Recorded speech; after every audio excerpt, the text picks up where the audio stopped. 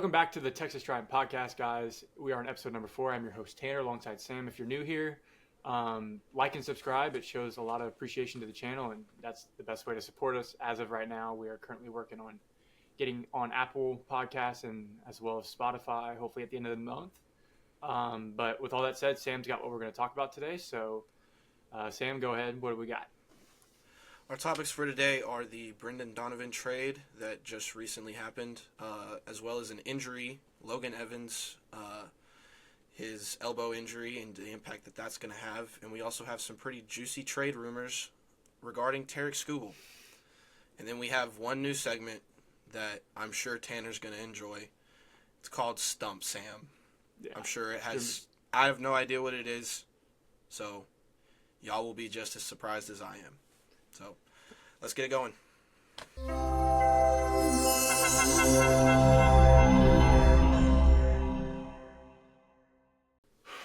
All right, welcome back, guys.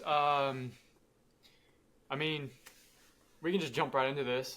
Brendan Donovan, what a trade that was. Jerry DiPoto at the Fan Fest said that they weren't done for the offseason. They had one more big impact bat they were trying to add, and lo and behold, a day later after he said that on live, look at that, it happens. We get Brendan Donovan. We can stop dreaming and just live on. So, with all the trade that went on, what do you think how do you feel about the trade? What do you think? Initially I didn't know how to feel about it. Just because I had seen from a bunch of places that he was going to be a second baseman, and it's like we had Cole Young.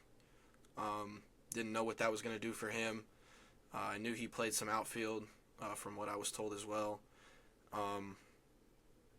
But just as the more that I actually looked into it, they're projecting him to probably be a third baseman instead of a second baseman, which is a position we need because the guy I thought was going to be playing the position for a little bit at least was Ben Williamson. Got rid of him. So that was really my only kind of concern as far as the actual infield goes. I was like, well, we traded away Ben Williamson. Who are we going to have at third? But it looks like he's probably going to end up playing third, which I do like. And the other guy we traded, Durangelo, I don't know how to feel about that necessarily, but I'm sure you have more thoughts on that than I do. So, yeah, that's pretty much all that I have to say about it. Well, if y'all are not aware of the details of what that trade was, we traded away Ty Pete, Durangelo Senja, and then Ben Williamson. It was a three-way trade between Tampa Bay, Cardinals, and then obviously us. Durangelo Senja, he's a switch pitcher. It's kind of hard. If your stuff is not perfect from both arms, you got to pick and choose what arm. And I know he said something about not playing in the WBC because he had a job that was not finished and that was making the majors. Yeah. I love the guy. I love his work ethic, especially staying out of the WBC and just trying to get to the majors. I respect that from a minor leaguer. And then, I don't know. I liked him. I did. I thought he was very unique with being a switch pitcher. I know he's got a lot of upside to come with him from the right side. So, I wish him the best in St. Louis. I do. I hope we can see him sometime in the big leagues this year and root him on, even if he's not on the Mariners. And yeah, for sure. I wish him all well. And then with Ben Williamson, you're basically, you're locking down a position. You got to think about it. Ben Williamson was kind of tossy. He had some great at-bats in the season. He did well, I feel like, for his rookie year. And I know he went down in the minors and worked really hard and got some power going and all. But you got to translate that to the big leagues coming out of AAA. I think. Yeah, for sure. Me and you, he was one of our favorites on this pod, and we liked him. We liked his defense, his glove, and we knew his bat was a little bit of a downside of him. But overall, I think it was a good trade. I think it worked out good for us. We still have one of the best farms in the league, even coming off that trade. Now you're having Brendan Donovan gives you a chance for if Cole Young needs a day off, you can stick him out there. Yeah. If Randy needs a day off, he can go play outfield. I mean, if Cole Emerson comes out and he's the everyday third baseman, then Brendan Donovan more turns into a DH and utility guy more than an everyday, like, this is your position kind of player. So I think he brings a lot. He brings a lot to the table, and he's a better version of Demo in my opinion. Except for the first 2 months of Demo hitting 12 bombs or something crazy. But overall, I think Jerry did well in that trade, and I like it. I mean, like you said, I didn't like it at first, but after seeing all the details and what really is coming out of it, I really do. I do like it. And I mean, it's a new face, so brings somebody new. Yeah, and on the flip side of it, bring in somebody new, you're getting rid of somebody you know. And I remember me and you were out working, and we actually saw Ben Williamson's first game. So, sucks a little bit to see him go, but I see why the organization did it. And again, wish him nothing but the best, as well as Durangelo and Ty Pete. But yeah, I agree with everything you said. I think that he does. We don't have necessarily a great utility guy, and I think he gives you that. And he's, like you said, going to play more third base, and then if Cole Emerson comes up, he can start to become more of that utility guy that I believe he's going to be when Cole Emerson comes up. But yeah, I mean, just everything I've seen about him, hitting, the ability to play multiple positions, I think it was a good trade overall, and I think that they did good this offseason. I mean, if it ends right here, I think they had a great offseason. I'd give it a B. I'd give it a B grading for this offseason. Yeah, for sure. I mean, if you could go get another high leverage arm, I would give him a higher ranking. But 1,000%. With what we got, I think it was a good offseason. It's been better than the years past. This is way better than years past. But I mean, it is what it is, and you're filling one of the holes you had. I mean, third base, second base, and right field are your three holes, and you got one of them filled. Yeah, so that's for sure. But with all that said, I liked it overall. Yeah, and like I said at the beginning, I had only heard that he was going to be a second baseman, so I'm like, well, what does that mean for Cole Young? Are they going to stick him at short and JP at third? Like, what are we going to do? But hearing that he's probably going to end up playing third base, that definitely eases my mind a little more, if that makes any sense. Yeah, and you got to remember, and it gives. Yeah, go ahead. Our leadoff spot was unknown. He's a leadoff hitter, 281 average from last season. He draws walks. He doesn't strike out a lot. I mean, I saw a stat that he is 13th in the last 4 years in FWAR.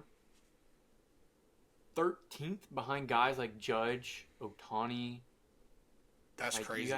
You got to think I think he had a better WAR than Bo Bichette for the last 4 years. I mean, you're essentially getting somebody that's Bo Bichette level for $35 million less. I think it's a win, honestly, in my books. Yeah, for sure. And I also like that being able to play third and kind of solidifying that spot until Cole Emerson comes up gives Cole Young an opportunity to play second. I do like that. I liked what I saw from Cole Young. I think he's only going to continue to get better, and I like that. I like that confusion for me at least was cleared up. That I am going to be able to see Cole Young as well as Brendan Donovan, hopefully on the same field at the same time. And as far as leadoff, yeah, I agree. The only other guy I would consider for leadoff is JP, and that's purely because of the ABS system. The only reason. And I'm sure they'll make the right decision, and it'll probably end up being Donovan. So, yeah, that's my thoughts on it. Yeah, it was a win. I'd agree. Yep. I think not a win is Logan Evans having Tommy John. Yeah. We just got news 3 days ago that he has to get a full repair. It's not even it's a reconstruction, not even a repair. So that's 18 months gone. I mean, I've been through it. I know what it feels like. Yeah. We'll be praying for that guy. I know I just know from experience because I had Tommy. If none of y'all know, I had Tommy a couple years ago. But Logan Evans, man, I mean, he was our backup guy. I mean, coming into the 2026 season, if anybody came down, he was the next guy up. I mean, you have Emerson Hancock, obviously, but the impact that's going to bring, he was already well established with some big league innings. I mean, he did well. I know he was working real hard in the offseason trying to gain some velo and stuff and really dialing it in, and just seeing that is just, that's going to hurt. And that'll bring us to our next topic, but I want to hear your thoughts. Yeah, I mean, obviously, prayers go to him for a speedy recovery. I hope everything works out well for that. I hate that happened, because me and you both, I mean, you were sending me stuff all the time of him in the lab just gaining velo, doing great, and to have it end up like that is just, it's so sad to see. And it is going to affect the lineup because, I mean, if one of our guys goes down, we don't have him to plug in right now. So it's going to affect it a lot. Obviously, nothing but prayers for a speedy recovery for him. And, that's pretty much it. But if you don't mind, I'll get into the next segment, if we want to get into it already. Some Tarek Skubal trade rumors surrounding the Mariners. Yeah, that surfaced yesterday as of we're recording. It something that popped up in my feed on some sports website. I heard about it literally right after I heard about the Brendan Donovan trade, and I was like, wow, the Mariners are going in right now. They're getting everybody. But obviously the Skubal thing was just a rumor. The Brendan Donovan thing was a for sure deal happening. But yeah, you had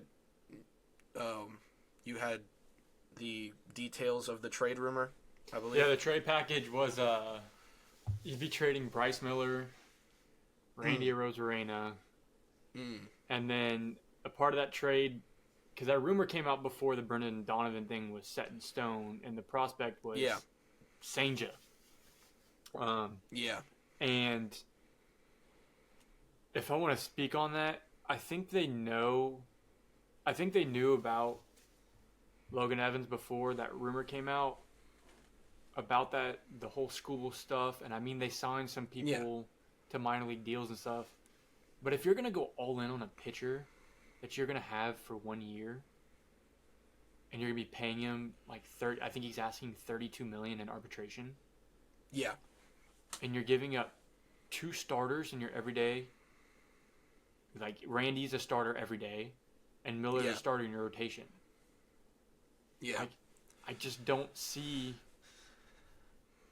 realistically how that could work, you know? I mean, if you, Lord forbid, Skubal throws 100 miles an hour, he can tear his UCL any day. It can happen to anybody.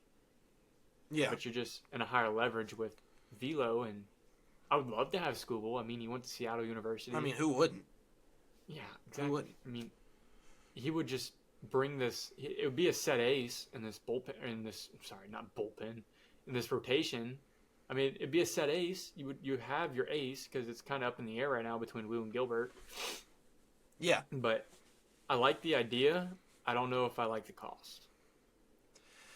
Yeah, and we were talking about this last night, and I heard Bryce Miller, and that kind of made sense, just because, I mean, they're giving up a huge piece of their rotation, and to be able to get something back that they know is going to be good in Bryce Miller, that made more sense to me. The thing that didn't make sense to me at all was Randy Arozarena, because me and you both went through the Tigers outfield, and it's like you had, let's just go position for position. Randy plays left field. They have Riley Green in left field. Obviously, Randy could probably play another position, but they have all of their outfielders are solid. It's not like Yeah, they're lacking we need to talk in about an outfield. Kerry. You want to talk about Kerry Carpenter? We don't mention his name.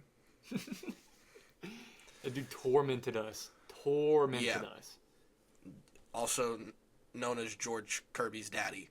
Yeah, that too. But yeah. But Besides the point. just I don't see them, the Mariners. First of all, now that's another hole you have to plug to get a starter that you're gonna have for probably 1 year, and you're probably not gonna extend because he's gonna ask for so much money. And giving up Miller and Randy when you have them for Miller, you have for a while. I think Randy, this his contract year? I think this is Randy's contract year this year. Yeah, so I don't know where the guy got the information from that that's the package or the rumored package. Bryce Miller makes sense to me, but also doesn't at the same time because you have Bryce for longer and you're only going to have Skubal for a year. And if your goal is to just win a championship this year, obviously Skubal makes that very much possible just with everything that he brings. But the whole Randy Arozarena part of it, I didn't even see as feasible. And obviously the whole Durangelo Sanja thing, that can't happen now because we dealt him to, it was St. Louis, wasn't it? Yeah, he went to St. Louis. And you can't, it's hard to plug in another top prospect for us because I believe the three names that are off the board are Cade Anderson, Ryan Sloan, and Cole Emerson. You can't deal those. And once you get past that, you have Laz Montez. I mean, yeah, that makes sense, but he's a strikeout or bomb guy. He's another Yordan, essentially. Yeah. Yeah, for sure. Excuse me. But I feel like I don't like that. I don't like that trade because it's taking two of our everyday starters. I don't think Skubal's worth that. And in the position you're in right now with signing Brendan Donovan and your rotation is already great, why would you even risk it? Unless you can get him for not giving up a starter, two starters, or just giving up a starter, like a rotational guy. Yeah. And then sending some prospects over. I could understand that. Yeah. And here's the other thing when it comes to prospects. If you look at the Tigers team, they have a solid lineup. Their lineup's not bad. And almost every position. I mean, I think probably maybe center field and third base are probably their worst positions. Because they have Dylan Dingler behind the plate. They have Torkelson at first. Gleyber Torres at second. Javi Baez at short. He can also play center field if they need him to. We've already been through their outfield. I don't see us being able to give them a prospect that says, hey, we'll take that. They're going to want a pitcher. And the only pitchers that I can think of that they would probably want are Cade and Sloan. And those guys are off the table. So to be completely honest, I don't see this trade happening. If it does and they can figure out a way to make it work where we're not giving up, like you said, two everyday guys and none of those three guys that we mentioned that are prospects, if they can find a way to make it work, great. I will accept Tarik Skubal with open arms, and I will love it. But if that trade that we just said happened right now, I would not know how to feel about it. And I'm sure other people would be like, oh, you're getting Tarik Skubal. But at what cost? And it's like, well, he's arguably the best pitcher in baseball. But we just plugged the hole at third base. We still kind of have a hole in right field. And now you're adding a hole to left field to improve a rotation that, like we've said, is already one of the best in baseball, if not the best in baseball. So to me, it's just, like I said, if it happens and they find a way to make it work and it doesn't cost us an arm and a leg, more power to the Mariners. Love it. But if it costs us those guys, I can't see them doing that. The only way I'd be okay with giving up Randy and Miller is knowing that when we got Victor Robles off waivers in 2024, I know you weren't a fan at that point, when we got him, I think he batted 300 with us for the rest of the season when he got to Seattle. If it was a guarantee that Victor Robles could go play left field and do what he did in 2024 without getting injured, and then you have Dom Canzone and right, I mean, dude, I would do that in a heartbeat. But then you're banking on Victor Robles that's inconsistent to go play every day. Here's my counter argument to that. Would you rather have Robles in right bat 300 and have Randy on the other side, or would you rather have Robles and Canzone? I mean, do we need to talk about Canzone's batting average last year? The dude batted 300. Your corner outfielders both bat 300. I mean, if that is what is going to come, if that was a guarantee, I would do that in a heartbeat. I'm sorry, I know Miller and Wu are like yin and yang, but at the end of the day, if you're getting Skubal, dude, you have 4 of the top starters in the league now. You got Skubal, Gilbert, Wu, and Kirby with a solid rock of Castillo. I mean, it's a guarantee, I understand but you can't guarantee that stuff. It's to baseball. An extent. But to me, Dom Canzone is very young. He's obviously played his share of Major League Baseball.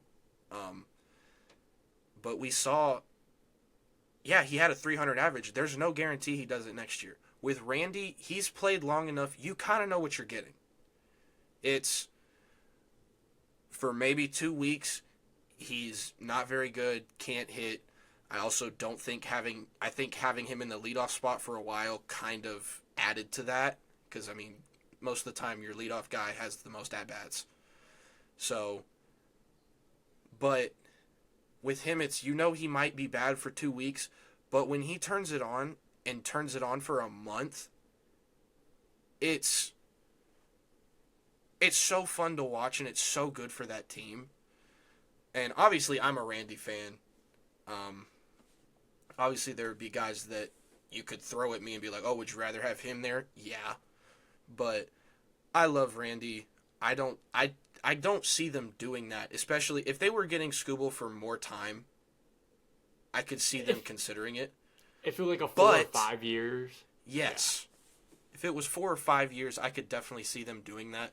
But to get him for 1 year and it's not guaranteed, because, I mean, let's be honest, he could go into contract and the Dodgers could offer him $4.5 billion and just lay it over until like 2030 or 2,312 or whatever it is.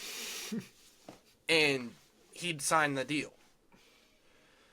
So, and that's what I'm saying. There's no guarantee that we would re-sign him just because he will be expensive. Yeah, so he's having him for expensive as you think, though. He's old. He's older. I think he's in his 30s. He's not throwing that. He ain't throwing that hard for another 7-8 years. There's no way. If he goes out and has a year like he had last year, this year, he'll get paid. Oh, he's gonna get paid. He's gonna get paid regardless if he has a great year or a subpar year. I'm just saying the whole age thing is like, yeah, he might be old, and if he goes out there and shows his age this year, then yeah, he won't get paid as much. But if he goes out and wins another Cy Young, how do you not give him a big contract? Yeah, that's just my thoughts on it. Because I mean, obviously there are guys that could win the Cy Young, but if he performs like he did last year, he's gonna win it again. Unless some guy just has an insane year. But imagine if we make the World Series. It's Game 7. Polanco versus Skubal. Skubal comes out of the bullpen. Bottom of the 9th. Mariners are up 2-1. Man on first. Polanco just takes him yard again. You know how pissed I would be? Oh, yeah. Oh, yeah. I'd be so mad. I'd be mad for one at the Mariners. Because if we want to talk even a little bit about that, just briefly about the Polanco trade, obviously you want to keep Polanco. But the money the Mets offered him, I don't blame him for going. No. I mean, he wasn't going to go play at a place that he likes. He's going to go where the money is. I mean, Yeah. they gave And him a lot of money. I think if and the he's Mariners, getting what did he sign? Like, I he's don't know, getting paid like what, 20 million a year? I think it was like 3 years, 40 million or something like that. Okay, so he's getting paid. I think if the Mariners gave him a similar offer, maybe a little less money, he might consider it more because I think he did like playing here. But the Mariners weren't looking to give him anything close to that. Yeah. No. So, but just to wrap up the whole Skubal thing, obviously, I'll say it again. If they can find a way to do it without giving up an arm and a leg for it, that's great. But I don't think the Tigers will bite on something that's not going to cost us a lot. And if they do, then they need to have their IQs checked because Skubal's that guy. And if you're going to give it to us for crumbs, I'll take him. But I just think that the stuff they're going to ask for him is going to be too crazy. It's kind of like earlier in the year when they had like the whole Ketel Marte. Oh gosh, dude, it was like 4 prospects, like 2 starters. Exactly. I mean, and he's older than thing Skubal, is, ain't he? Yeah, he is. But Ketel was with Seattle, and we had some issues with him in the clubhouse, and I think that played a factor and stuff. But yeah, with and I all mean, that obviously, said, a homecoming would have been nice, but it's just you have to look at. You can't just look. A lot of people will look at this trade and just see Skubal, or they will just see Marte, and they'll say, "We need to go get him. Give him everything." No, we can't. There's enough chemistry on this team right now. I mean, who do we lost Gino. And Polanco, that's it. We lost Gino and Polanco. Polanco was getting old, had a great season, but there's no guarantee that he'd do it again. Gino, we saw, he crushes the ball in Arizona, but it was like when he hit in Seattle, it's just the pop wasn't there. And obviously conditions can have something to do with that. But other than that, the whole team's still there. The whole team still remembers what happened in Game 7. And they want to get it back. And jumping with you on that, since we're leaning more to that topic, a friend of the pod, Ryan Hanna, I don't know if you saw his Instagram post. He said something about this is the most excited he's been to watch a team going into 2026, and I could totally back him. I mean, without the Donovan trade, I was still excited. I was still excited without the Brendan Donovan trade, but with having that, dude, this team is just gonna be fun to watch, and I think it's just gonna be a good year, and I'm ready for the season to just start. I'm so sick and tired of this. Just want it to start. I'm right there with you, dude. I'm so excited. I'm ready for the 9 p.m. games. That's all I am. I said it last time. I'll say it again. Those 9 p.m. games hit different, bro. Yep. But jumping off all the Skubal stuff, we're going to jump to a new segment we have. Shout out to my dad for this one. It's called Stump Sam. Sam, so the rules of this is I'm going to give you a question that most baseball players or baseball followers know. Since you're so new, I'll give you some questions. It's be multiple choice. I'll read you the multiple choice and just give your best shot at who you think. He's about to make me look like an idiot. Yeah, it's the first one. Okay, the first one is going to be okay. Okay. I'm like 100% sure you will get this. All right, I'm ready. The first Stump Sam question is, who is the all-time home run leader for career? Babe Ruth, Mickey Mantle, Barry Bonds, or Cal Raleigh? It's Barry Bonds. Okay, at least you're not stupid. That's nice. Ding, ding, ding. Okay. You got that one right.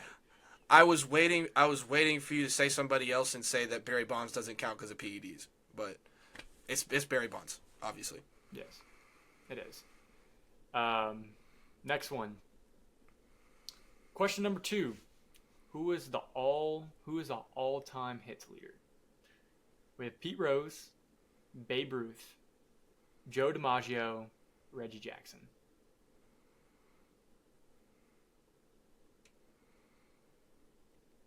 I want to say it's Pete Rose. Wow, look at that. Yeah. You're 2 for 2. That's kind of impressive. Yeah. Shout out right. YouTube for that, because they suggested me a video that said something about that, and I just remembered it. So, shout out to the YouTube algorithm. Next question. Who has the longest hit streak?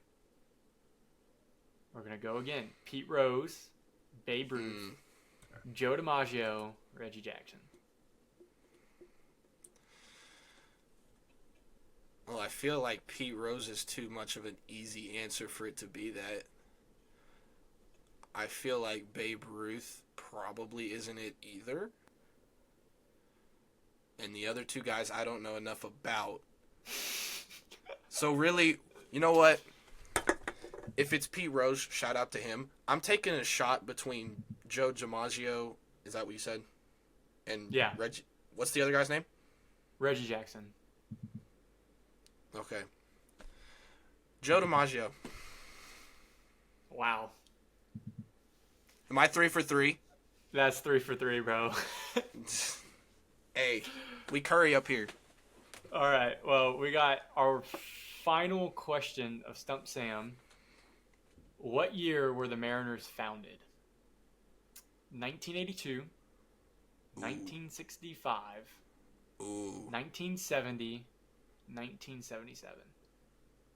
Ooh. I should know this. You should. I should.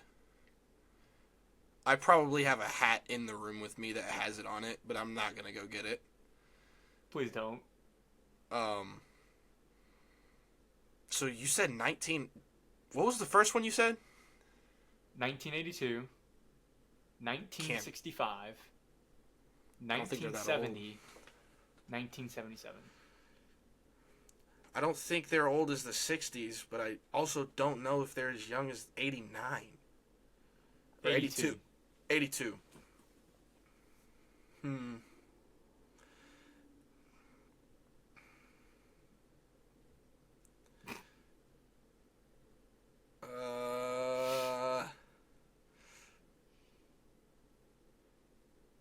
I also don't feel like it was a year that's just very well-rounded like 70. My process of elimination skills need to come in clutch for me here, because if I go 4 for 4 on the Stump Sam deal, I'm just the GOAT. You know what? Let's go 77. It's probably 82, that's isn't it? right. It's 77. Oh. You're going to have to come up with something harder than that to stump me. Maybe I don't give you multiple choice. Yeah, that's probably not a good idea. Or you have to give me, like, if it's 77, you have to give me, like, 76, 77, 78. And I would have never gotten it.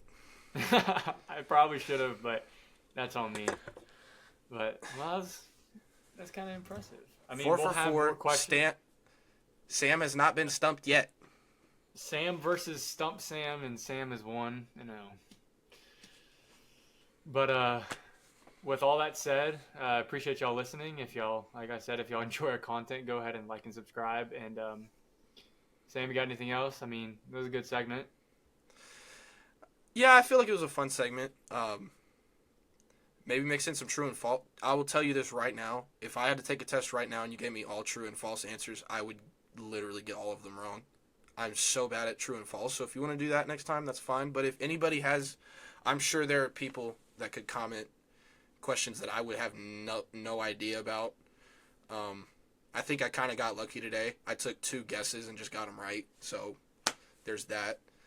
But yeah, I feel like that's a fun little segment we can do, and I'm sure next time I won't do as good. But hey, for now, that was kind of the basic, some basic questions. For now, a dub's a dub, baby. So we'll take it. A dub is a dub.